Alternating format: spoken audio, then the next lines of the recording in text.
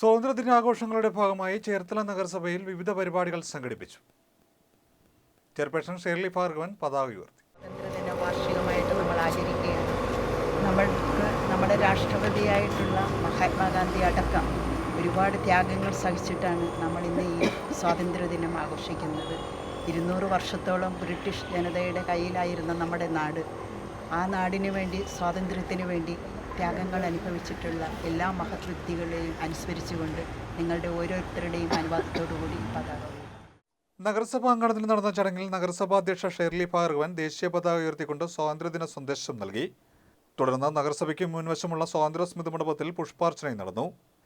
ദേശീയ തലത്തിൽ ആഘോഷിച്ച എല്ലാ വീട്ടിലും ത്രിവർണം പരിപാടിയിലും നഗരസഭ പങ്കാളിയായി. നഗരസഭാ അങ്കണത്തിൽ ഒരുക്കിയ ത്രിവർണ്ണ ക്യാൻവാസിൽ ചടങ്ങിൽ പങ്കെടുത്തവർ ഹർക്കർ തിരങ്ക് സന്ദേശം എഴുതിയും ചിത്രം വരച്ചും ആഘോഷിച്ചു.